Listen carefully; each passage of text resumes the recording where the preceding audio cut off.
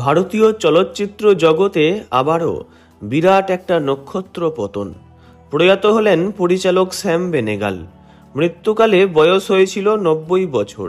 ২৩শে December সন্ধে ৬টা বেজে ৩০ মিনিটে তাঁর প্রয়াণ ঘটে। বহুদিন ধরেই বার্ধক্যজনিত অসুস্থতায় ভুগছিলেন পরিচালক। এছাড়া কিডনি সংক্রান্ত সমস্যাও ছিল তাঁর। পরিচালকের চলে যাওয়ার খবর নিশ্চিত করেছেন তাঁর মেয়ে পিয়া বেনেগাল। গত ১৪ই ডিসেম্বর ছিল শ্যাম বেনেগালের জন্মদিন। ৯০ বছর পূর্ণ করেছিলেন তিনি। এই দিনটি পরিবার ও বন্ধু বান্ধবদের সঙ্গেই কাটিয়েছিলেন পরিচালক। জন্মদিনের অনুষ্ঠানে এদিন উপস্থিত ছিলেন অভিনেতা কুলভূষণ খারবান্দা, নাসিরুদ্দিন শাহ, শাবানা আজমি, রজিত কাপুর, অতুল তিওয়ারি, ছিলেন শশী কাপুরের পুত্র কুনাল কাপুরও। শারীরিক অসুস্থতায় জর্জরিত, তবুও কাজের মধ্যেই ছিলেন শ্যাম বেনেগাল। সপ্তাহে ৩ দিন ডায়ালিসিসের জন্য হাসপাতালে যেতে হতো তাঁকে, কিন্তু ছবির কাজ থামেনি তাতেও।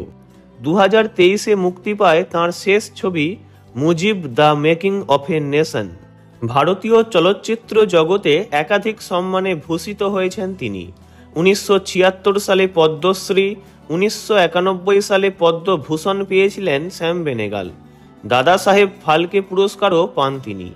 ১৯৩৪ সালের ১৪ই ডিসেম্বর হায়দ্রাবাদে জন্ম শ্যাম বেনেগালের। কোঙ্কনি পরিবারে জন্ম তাঁর। মাত্র ১২ বছর বয়সে বাবার দেওয়া ক্যামেরার মাধ্যমে প্রথম ছবি তৈরি করেছিলেন তিনি।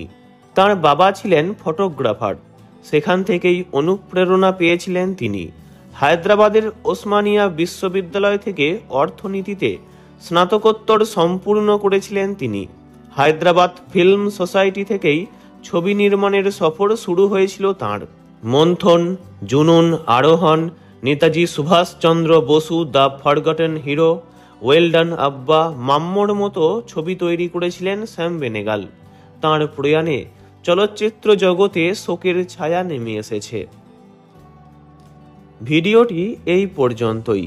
বিনোদন জগতের সব রকম খবরাখবর জানতে চ্যানেলটি অবশ্যই সাবস্ক্রাইব করবেন। ধন্যবাদ।